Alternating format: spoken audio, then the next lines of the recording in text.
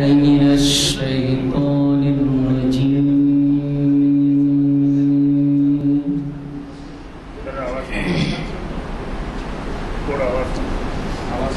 بسم الله الرحمن الرحيم.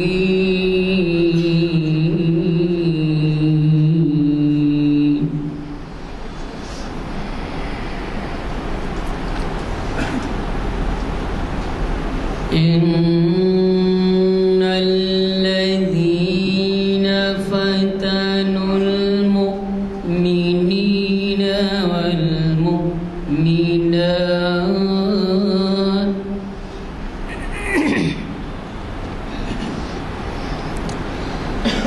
إن الذين فتنوا المؤمنين والمؤمنات ثم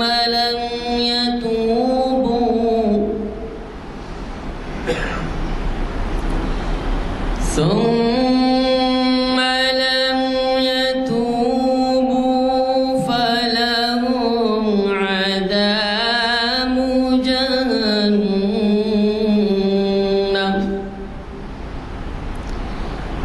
ولهم عذاب الحريق.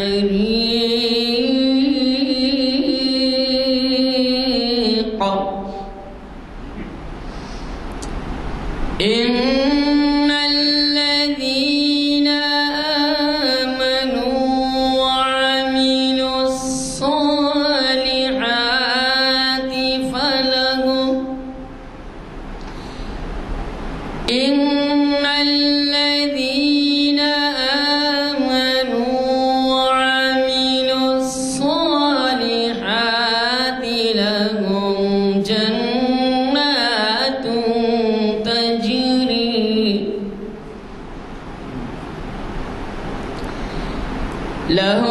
جنات تجري من تحتها الأنهار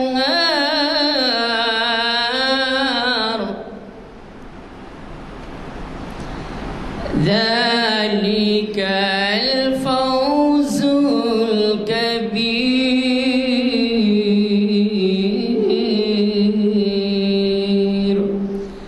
إن بطش ربك لشديد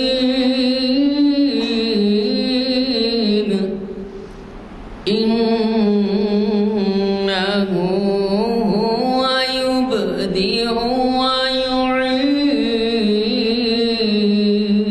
ويعيد. صدق الله العظيم. السلام علیکم. جیسا آپ سب کو معلوم ہے، مساجد میں، یہاں کے مسجد میں تاریخ اسلام کے لیکچر، اقبال سنہاشی اور دوسرے بھی لیکچرز ہوتے ہیں. اسی کڑی کے سلسلے میں تاریخ اسلام لیکچر کی آج جو نشتی مولانا ضیاء الدین میجر صاحب مخاطب کرنے والے تھے، بس کسی وجہ سے وہ گلبرگہ گئے ہیں.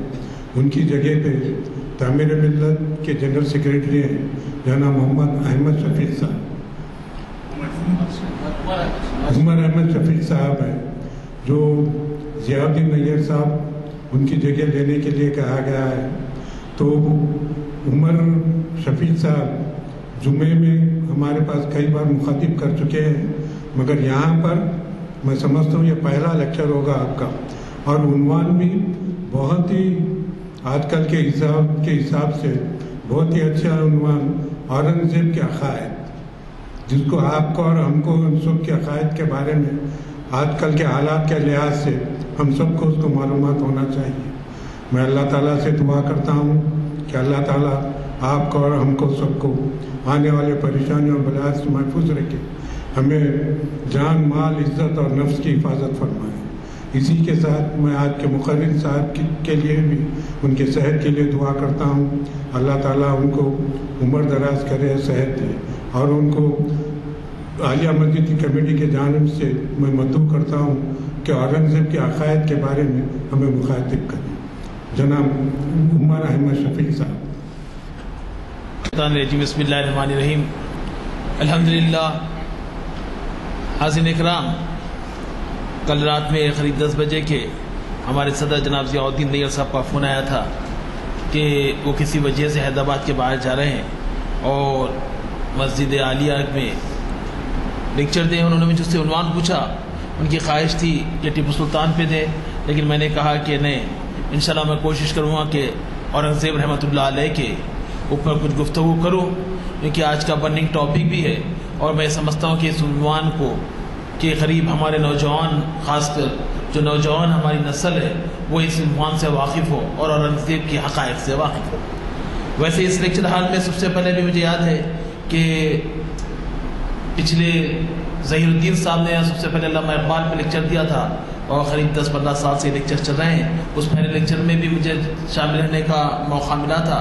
फिर आज ये मौका मिला कि यहाँ इस लेक्चर हाल में आप लोगों से कुछ मुखातिब करूँ। हाज़िरीन इकराम, जहाँ तक बात याद रखिए कि दुनिया का उसूल रहा है कि जहाँ तक हुकूमतें होती हैं, ये पिछले 50-100 साल से पहले की आप तारीख़ का मुताला करते हैं तो आप देखेंगे कि जो हुक्मरान होता था उसकी कोशिश हर वक्त रहती थी कि उसकी हुकूमत पहले महफूज रहे और उसके बाद उसकी हुकूमत वसी तर होते जाए। यह हज़ारों साल से तारीख़, चाहे सिकंदर आज़म को देखें कि वहाँ से यहाँ तक हिंदुस्तान तक आना, ख़ुद इस्लामी दौर की हुकूमत का आप जायज़ा लें, फिर उसके बाद का जायज़ा लेते रहे। तो उसी तरीके से आप देखते हैं कि औरंगज़ेब की भी एक ख्वाहिश थी कि उसकी हुकूमत एक तरफ तो महफूज रहे और दूसरी तरफ उसकी हुकूमत ज़्यादा से ज़्यादा फैले। ये ख्वाहिश रखना सियासी दौर में और हुकूमतों की जो ख्वाहिशात थी तो उसमें कोई गुनाह नहीं था, लेकिन कोशिश ये की गई कि औरंगज़ेब को बदनाम किया जाए और ऐसा महसूस होता है कि दुनिया का सबसे बड़ा तासुब भरा कोई शख्स दुनिया में था तो वो औरंगज़ेब था। आजकल जो आप देखिए सोशल मीडिया पे उसके ताल्लुक़ से जो बयान आते हैं, जो उसके ताल्लुक़ से ब्लॉग्स लिखे जाते हैं, हमको पढ़ना चाहिए, और जो उसके खिलाफ तकारीर की जाती है, तो ऐसा महसूस होता है कि सारी दुनिया का सबसे बड़ा, हिटलर से भी बड़ा तासुब भरा कोई जहन रखने वाला शख्सियत थी तो वो औरंगज़ेब थी। लेकिन अगर उसकी हकीकत का जायज़ा लें तो बड़ा सुन के आप अफसोस होंगे कि मुसलमान तो उनको रहमतुल्लाह अलैह कहते हैं और उनको एक वली का दर्जा देते हैं, और हकीकत भी जो उनकी ज़िंदगी बड़ी सादगी के साथ, बड़ी ही इंसाफ पसंद वो शख्सियत थी। उन्होंने कभी हिंदू मुसलमान में तफरीक महसूस नहीं की, उन्होंने ना कभी किसी पे जुल्म किया। ये और बात है, सियासी हालात में होता है कि कभी किसी से बदला लिया जाता है, कभी किसी को रोका जाता है, ऐसे कुछ वाक़यात उनकी ज़िंदगी में भी आए। और ये बात याद रखिए कि चाहे वो औरंगज़ेब होने दीजिए, दुनिया का कोई हुक्मरान होने दीजिए, ये वो इंसान है, कुछ ना कुछ उसमें खामियां पाई जाती है। आज के हुक्मरानों में भी खामियां हैं, कल भी थी, आने वाली क़यामत तक रहेंगी, लेकिन औरंगज़ेब के खामियां भी नहीं थी। ऐसे चीज़ों को बताया गया कि जो हक़ाइक़ से परे है, जो कोई हकीकत नहीं है। मैं चाहता था कि उसी पर आप लोगों से गुफ्तगू करूँ। याद है कि औरंगज़ेब का नाम जो था अबुल मुज़फ़्फ़र औरंगज़ेब उनका नाम था। आलमगीर उनके बाप ने, शाहजहां ने उनको खिताब दिया था और वो मशहूर हुए आलमगीर से, और औरंगज़ेब आलमगीरी उनको कहते हैं सारी दुनिया में। 3 नवंबर 1618 को वो पैदा हुए और गुजरात में वो पैदा हुए, और उसके बाद में एक लंबा वक्त वो रहे, और उसके बाद में सबसे पहले याद रखिए कि 1958 से 707 तक, यानी करीब 50 साल उन्होंने हुकूमत की। कोई मामूली बात नहीं होती। मैं अपने गुफ्तगू में आगे रहूँगा जो हक़ाइक़ के ऊपर जो इल्ज़ामात लगाए जाते हैं। बहुत सबसे पहले यहाँ से शुरू की जाती है कि उन्होंने अपने बाप को कैद कर दिया था, उन्होंने अपने भाई को फांसी दे दी।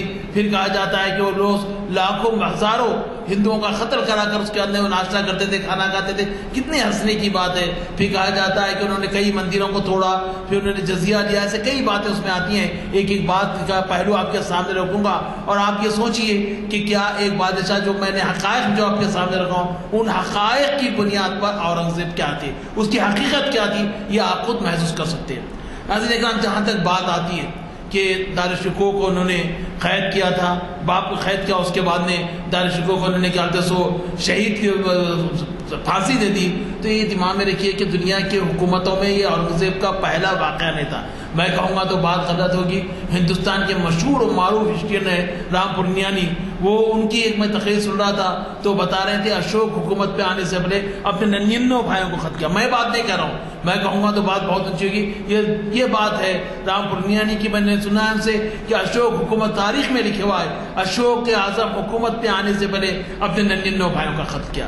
پھر آپ دیکھتے ہیں کہ اسی طریقے سے خود شاہ جہاں نے اپنے باپ کے خلاف بغاوت کی, جہانگیر نے اکبر کے خلاف بغاوت کی. سامنے پوری ہسٹری ہے کہ ایک نہیں بلکہ ہر آدمی نے اپنے باپ کے خلاف انہوں نے کیا. تیسری بغاوت تھی جو اورنگزیب نے کیا. خود موجودہ دور میں آپ کو معلوم ہوگا نیپال کے راجا گریندر اپنے بھائی کی پوری فیملی کو انہوں نے ختم کرا دیا. آپ نے پڑھا ہوگا تھوڑے دن پہلے کی بات ہے, ایک 8-10 سال یہی دہائی کی بات ہے کہ نیپال کے راجا نے اپنی حکومت کو بچانے کے لیے, اپنے آپ کو قائم رکھنے کے لیے اپنے پوری بھائی کی فیملی کو مروا دیا. خود پرسوں جو واقعات ہوئے آپ کے سامنے سعودی عرب میں کچھ حکومتی لحاظ سے سیاسی لحاظ سے کچھ تبدیلیاں ہوئے تو ہم دیکھیں کہ پورے پریسوں کو نظر بند کر دیا گیا تھا.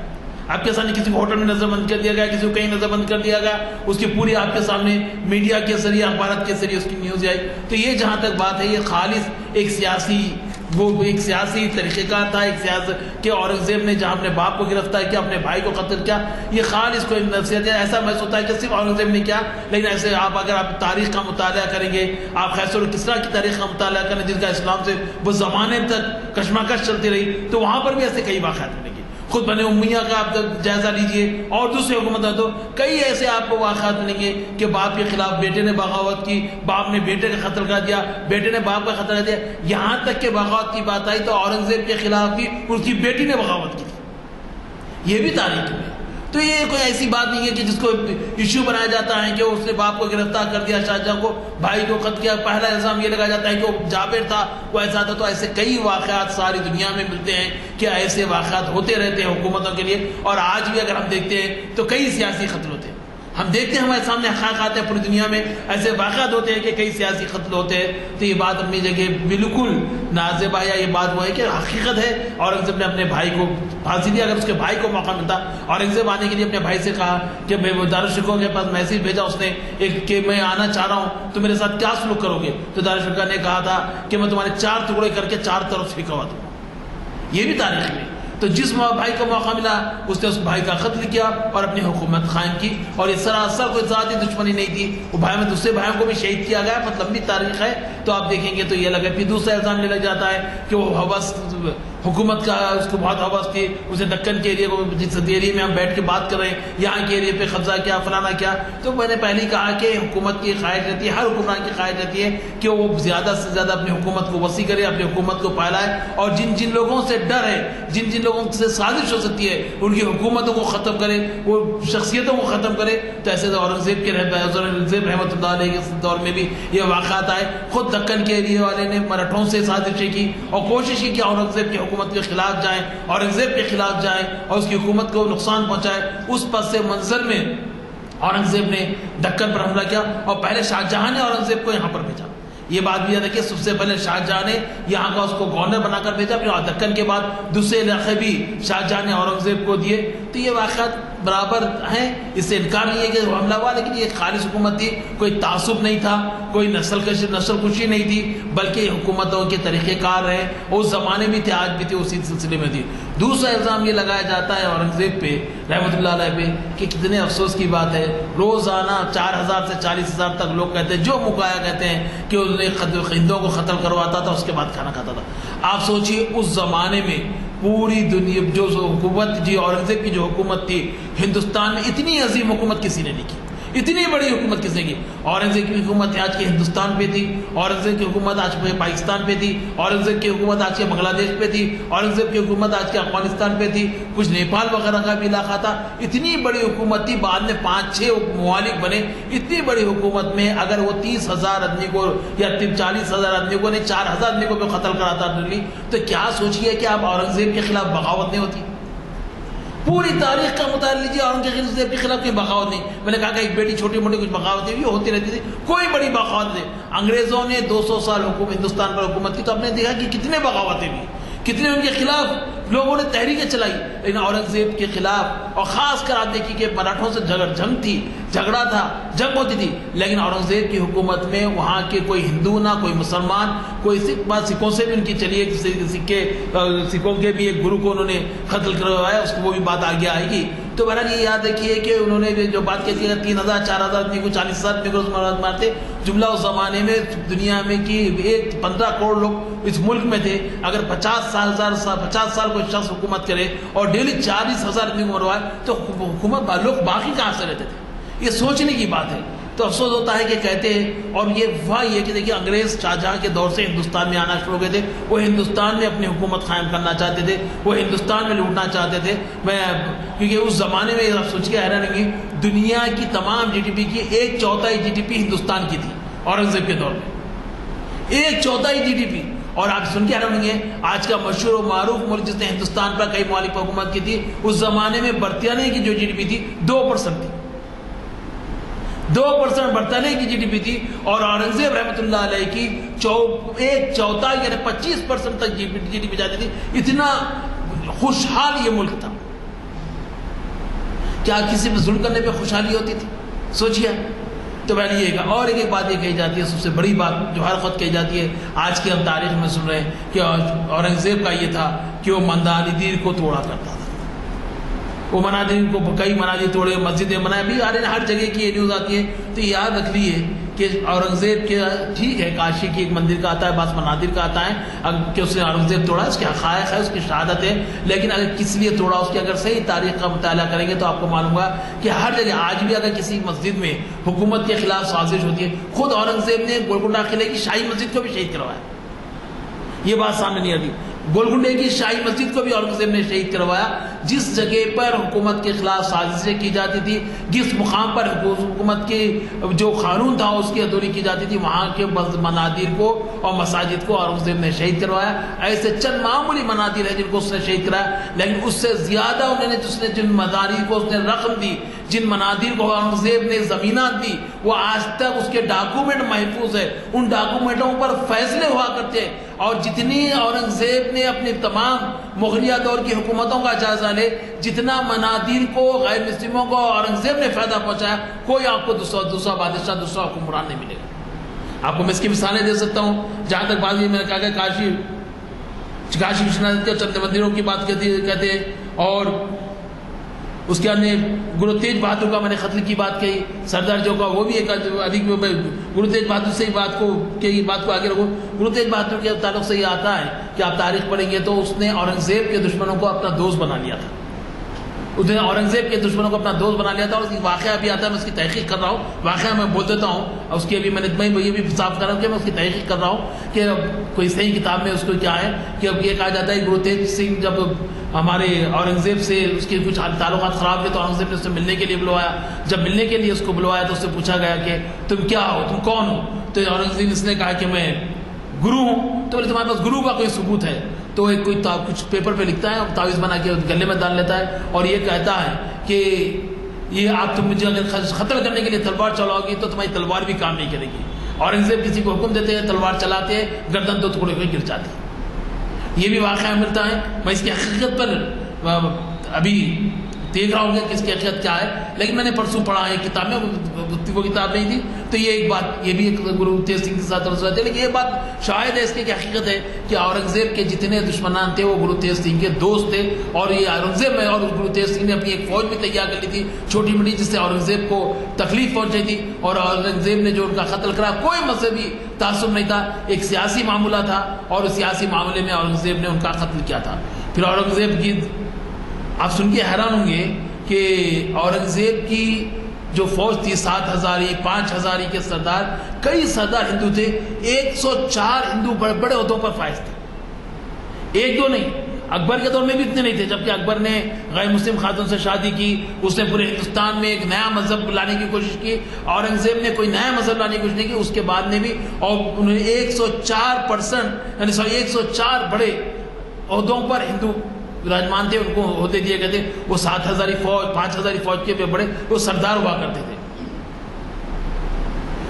اسی طریقے سے جنرل آف دی رائل ایشیٹنگ بنگال ایک تھے، انہوں نے ان کی تعلق سے ایک چیز آ رہی تھی، میں پڑھ رہا تھا 1911 میں انہوں نے کتاب میں لکھا کہ ایک باغ تھا اور ایک مندر تھی، اور اس مندر کو ہٹانے کے لیے کسی مسلمان نے اس مندر کو ہٹانے کی کوشش کی اور اس زمین پر قبضہ کر لیا، اور وہ چاہتا تھا کہ وہاں باغ بنائے. اور جب یہ بات حکومت تک پہنچی، غیر مسلم نے اس کی شکایت حکومت میں داخل کی، تو وہ کرنے کے اندر 16 مارچ 1659 کو اورنگزیب کا ایک حکم نامہ ہے جو اب تک ہے کہ انہوں نے سختی سے کہا کہ یہ زمین مندر کی ہے، غیر مسلموں کے فوراً ان کو لوٹا دیا جائے، اور حکومت کے حکم نامے پر وہ تمام زمین اس کو لوٹا دی گئی. پی این پانڈے ہے، ایک میونسپل کے چیئرمین تھے، وہ 1948 سے لے کے 1950 تک تھے. ان کے سامنے ایک مندر کے سومیشور ناتھ مہادیو مندر کے مہان کا انتقال ہو گیا. انتقال 2 شخصیتیں لڑ رہی تھے اور کہہ رہے تھے کہ یہ میری مہان کا ذمہ مجھے ملنا چاہیے. جب یہ بات گئی اور جب پی این پانڈے کے سامنے یہ بات گئی تو انہوں نے جب دیکھا کہ تو پوچھا کہ تمہارے پاس کیا ہے، تو ایک غیر مسلم شخص نے وہ کاغذات لائے جو اورنگزیب کے کاغذات تھے. انہوں نے اس مندر کو زمین دی تھی، پیسہ دیا تھا، اس کی بنیاد پر اس شخص کو اس مندر کا مہان بنایا گیا. اور اس میں یہ لکھے ہوا تھا کہ جو پیسہ ہے یہاں کے چڑھاوے کے لیے ہے، یہاں کے انتظامات کے لیے ہے، اور اس سے کوئی اس میں مسلمانوں کا دخل نہیں ہے، بلکہ حکومت کی طرف سے یہ پیسہ دیا جا رہا ہے اور اس مندر کو زمین دی جا رہی ہے. ایسے مدھیہ پردیش کی اجین میں مہاکال مندر ہے، اس کو ہمارے اورنگزیب نے جائیداد دی، پیسہ دیا. آج ملتے آسام گوہاٹی میں کامادیو مندر ہے، اتر پردیش میں برنداون مندر ہے. ایسے کئی منادر ہے جس کو اورنگزیب رحمۃ اللہ علیہ نے، چترکوٹ کی بالا مندر ہے، شترنجی میں جین مندر ہے، گیاکی مندر ہے، گجرات کی شاستران سرور مندر میں ہے کہ وہاں پر پورا گندا پانی بھر جاتا تھا. سب سے زیادہ پیسہ اورنگزیب نے پیسہ دے کر اس مندر کو بنوانے میں اور وہاں کے گندے پانی کو صاف کرنے میں اورنگزیب نے بہت بڑا رول ادا کیا. ایسے کئی منادر ہیں کہ جہاں اورنگزیب نے جس کو پیسہ بھی دیا، جو صاف کرا. اب رہی بات، میں نے کہا کہ آپ سوچئے کہ 104%، اور پھر ایک جگہ آتا ہے کہ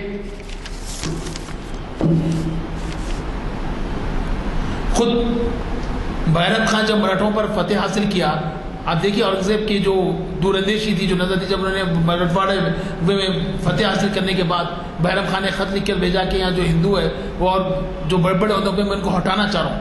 تو اورنگزیب نے سختی سے منع کہا، اور انہوں نے اپنے خط میں لکھا کہ حکومت کے امور میں مذہب کا کوئی تعلق نہیں. آج بھی یہ خطوط موجود ہے، آج کے دور میں بھی یہ خطوط. انہوں نے کہا کہ حکومت کے امور میں مذہب کا کوئی تعلق نہیں ہے، کسی غیر مسلم کو اس کے عہدے سے ہٹایا نہیں جائے. اسی طریقے سے جنوبی ہند کے میں ایک بھرم پوری بلکہ ایک مقام تھا، وہاں کا قلعہ تھا، وہ قلعہ بہت خراب ہو گیا تھا، اس کو آگ پاشی کی اس کو بنانے کی ضرورت تھی، بہت کمزور ہو گیا تھا. تو وہاں کے گورنر نے اس کو خط لکھا، اس میں لکھا کہ اسلام پوری اس نے لکھا. اورنگزیب نے جواب میں پہلے خط نے لکھا کہ میں نے تمہارا خط پڑھا اور تم نے اس کا جو پرانا نام اس کو اسلام پوری کے نام سے لکھا ہے، بلکہ اس کا پرانا نام بھرم پوری ہے، اس کو بھرم پوری پکارا جائے. آج ہو سکتا ہے، آج تو آپ دیکھ رہے ہیں کہ ہر علاقے کے نام بدلائے جا رہے ہیں، ہر اسٹیشن کے نام بدلانے کی کوشش کی جا رہی ہے. محلوں کے نام، خود اورنگزیب کا نام کو ہٹا کر دوسرا نام لایا گیا، جو دلی میں اورنگزیب روڈ تھی اس کا نام ہٹا کر دوسرا گیا. کئی ریلوے اسٹیشن کے کئی مقامات کے نام، اورنگ آباد پہ کیس لڑا جا رہا ہے، کئی جگہ کوشش کی جا رہی ہے. خود یہاں پر کہا جا رہا ہے کہ ہماری حکومت آ جائیں گی، ہم نے بلدیہ کے الیکشن میں سنا کہ حیدرآباد کا نام تبدیل کیا جائے گا. لیکن اورنگزیب نے جس سے تعلق سے کہا جاتا ہے کہ وہ بڑا تعصب پسند تھا، وہ یہ کہتا ہے کہ اس کا نام بھرم پوری تھا، اس کا نام بھرم پوری ہی رہے گا، اس کو تبدیل نہ کیا جائے. تو ایسے کئی چیزیں. خود اورنگزیب اپنے بیٹوں کو نصیحت کرتا ہے کہ کبھی تم لوگ اورنگ آباد جاؤ تو اجنتا ایلورا کی گفا برابر جانا، وہاں دیکھنا. تاریخ کی اگر تم مطالعہ کرو گے تو تمہاری نظر وسیع النظر بنو گی اور فیصلے کرنے میں سہولت ہوگی. اگر وہ تعصب پسند ہوتا، اگر اس کے دل میں ہندوؤں سے تعصب ہوتا، ہندوؤں کے مندروں سے تعصب ہوتا، تو وہ کبھی اپنے بیٹوں کو یہ وصیت نہیں کرتا کہ تم اجنتا ایلورا جاؤ اور وہاں کا دورہ کرو، وہاں کے تاریخی جو بھی تاریخی پتلے ہیں بنائے گئے اس کو دیکھو اور اس سے سبق حاصل کرو. ایسے آپ کو سینکڑوں واقعے ہوتے. پروفیسر اتھیلی نے اپنی کتاب لکھی composition of administrative of Mughal period میں درج ہے کہ کئی اس میں انہوں نے لکھا کہ ہندوؤں کی تعداد حکومتی سیکٹر میں 34% تھی. سوچئے 34% بڑے بڑے عہدوں پر ہمارے غیر مسلم بھائی تھے. یہ میں نہیں کر رہا ہوں، پروفیسر اتھیلی نے کتاب لکھی کہ بہت مشہور کتاب ہے. انہوں نے کہ اس میں ڈاکٹر وشوناتھ پانڈے کی کتاب ہے جس کو راج کمل نے چھپایا ہے. اس کتاب میں اورنگزیب نے الگ الگ مندروں کو جو فرمان جاری کیے اس کے تمام تفصیلات ہیں. ایسے نہیں ہے کہ ڈاکٹر وشوناتھ پانڈے کی جو کتاب ہے اس میں تمام جو منادیر کو اورنگزیب نے جو مندروں کو جو فرمان جاری کیے تھے, جس میں کسی مندر کو زمین دی گئی, کسی مندر کو پیسہ دیا گیا, کسی مندر کو کچھ دیا گیا, تو یہ تمام فرمان ہے, محفوظ ہے آج بھی. یہ حکومت کے پاس بھی ہے, یہ آج کی کتابیں بھی اس پہ چھپ سکے. لیکن افسوس یہ ہوتا ہے کہ آج کوشش یہ کی جا رہی ہے اتنے اچھے حکمران کو. ہم تو کہہ رہے ہیں, خود غیر مسلم صاحب بھی یہ بات کہتے ہیں کہ اورنگزیب کا جہاں تک تھا کہ حکومت سے ایک پیسہ حلالہ نہیں لیتے تھے. وہ روزانہ قرآن مجید لکھا کرتے تھے. اس زمانے میں چھپائی کا معاملہ نہیں تھا. قرآن مجید لکھ کر بیچتے تھے, ٹوپیاں سی کر بیچتے تھے. اس سے جو آمدنی ہوتی تھی اس سے اپنا خرچہ چلاتے تھے.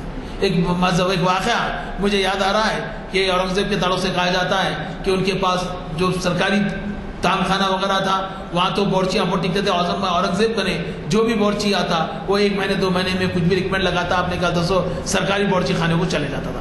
کیا بات, ایک مشہور بورچی تھا, اس نے بولا بھائی کیا بات ہے, مجھے سمجھ میں نہیں آیا کہ ایسا کیوں ہوتا ہے. اس نے کہا کہ میں اورنگزیب کا بورچی کا کام کروں گا. وہ آگے کہتا تو اورنگزیب کہتے ہیں تو بھی 1 مہینے 2 مہینے میں بھاگ جائے گا. وہ کہتا ہے سرکار میں نے بھاگنے والا ہوں, میں آپ کے لیے کام کرنے والا ہوں. ٹھیک, اس سے کچھ وعدے وغیرہ لیے جاتے ہیں, اس کے اندر اس بورچی کو رکھا جاتا ہے. تاریخی کتابوں میں بورچی کو رکھا جاتا ہے اور وہ دیکھتا ہے کہ روزانہ تول کے 1 سیر کی کچی کھچڑی بنائی جاتی ہے. آدھی خواتین کے لیے بھیج دی جاتی ہے, آدھی اورنگزیب کے لیے دی جاتی ہے.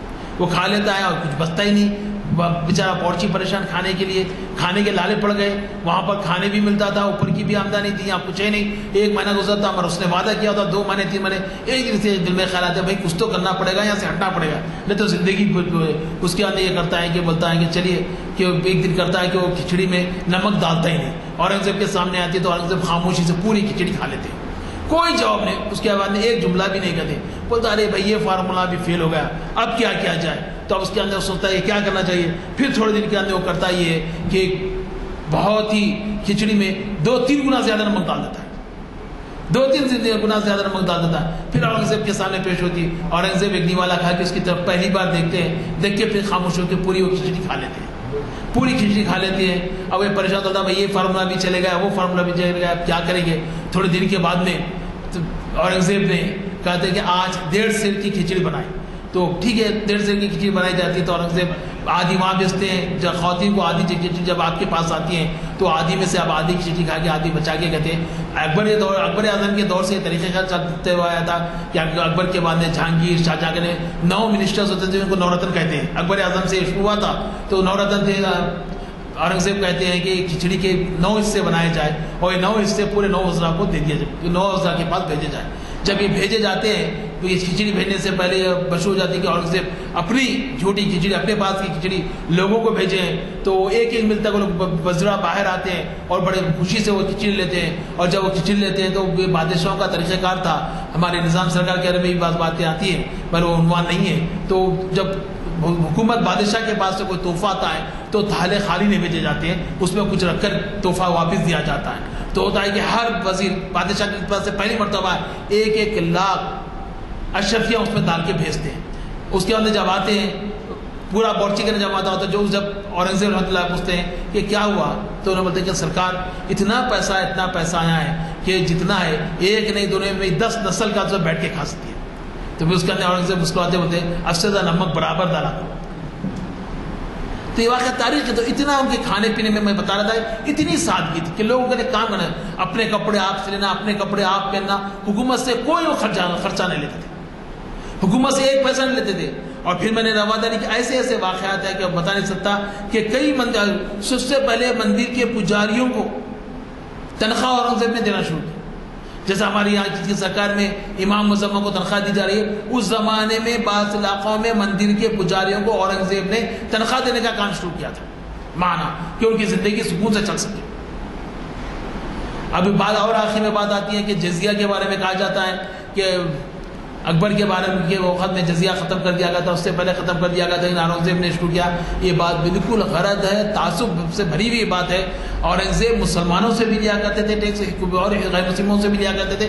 بغیر ٹیکس کے حکومت چلے گی کیسا بتائیے. آج ہم ٹیکس دے رہے ہیں, ہم ایک معمولی پیٹرول دلاتے ہیں تو ٹیکس دیتے ہیں, ہم ایک معمولی پیدا ہونے والے بچے کا نپل خریدتے تو اس پہ بھی ٹیکس دینا پڑتا ہے. ہم معمولی ناخن کاٹنے کا نیل کٹر لیتے تھے، اس پہ بھی ہم ٹیکس دیتے، تو اس زمانے بھی حکومت کو چیلنج کر سکتے. یہ بات بالکل ختم، مسلمانوں سے بھی لیا جاتا تھا، غیر مسلموں سے بھی لیا جاتا تھا.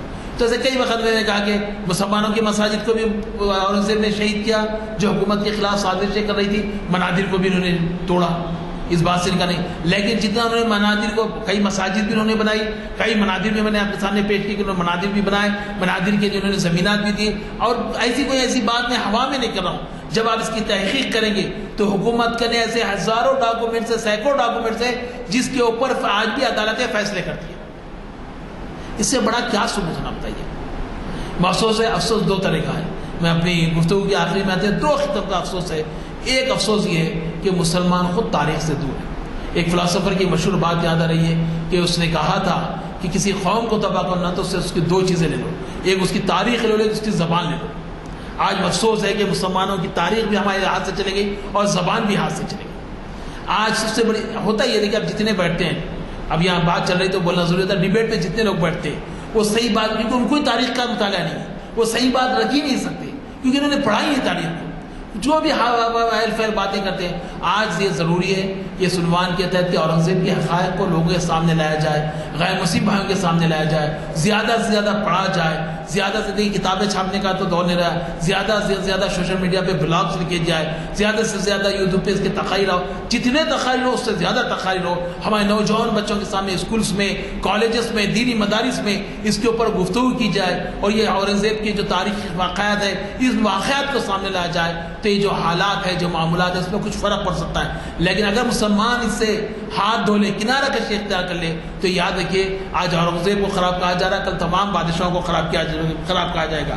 اور یہ بڑا ضروری ہے کہ اورنگزیب کی ایک ایک واقعات کو ہم سامنے رکھیں، اورنگزیب کی ایک ایک چیز کو ہم لوگوں کے سامنے لائے، میڈیا کے سامنے لائے اور ہمارے غیر مسلم بھائیوں کے سامنے لے کے آئے اور کوشش کریں کہ سردارجیوں کی بھی میں نے کہا کہ ایک دو واقعات ایسے ہیں اور دنیا میں ہوتے رہتے ہیں. لیکن یہ یاد رکھیے کہ کوئی معمولی بات نہیں ہے کہ 50 سال ایک حکمران ایک ملک پہ حکومت کرتا ہے اور ملک بھی اتنا وسیع کہ جب وہ ٹوٹتا ہے تو 4 نہیں 5-6 ملک بنتے ہیں. اور اس میں اس زمانے میں 15 کروڑ لوگ ہندوستان میں رہتے تھے. جب اس نے اورنگزیب نے جب حکومت کی تو 15 کروڑ لوگوں میں نے حکومت کی. کوئی معاملہ آج کیا الگ ہے، آج نہ اتنا میڈیا تھا، نہ آج آپ دیکھیے اس لیے بھی تاریخ سامنے نہیں آئی کہ انگریزوں نے یہ کوشش کی کہ اورنگزیب کو بدنام کر کر اپنی حکومت کو طاقتور کرے.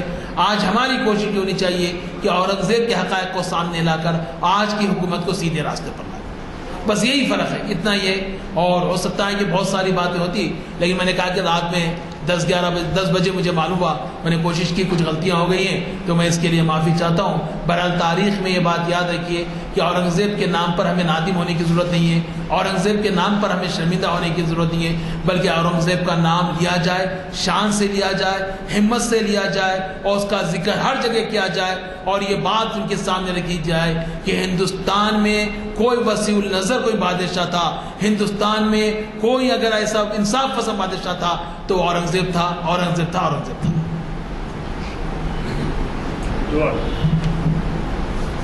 اعوذ باللہ من الشیطان الرجیم.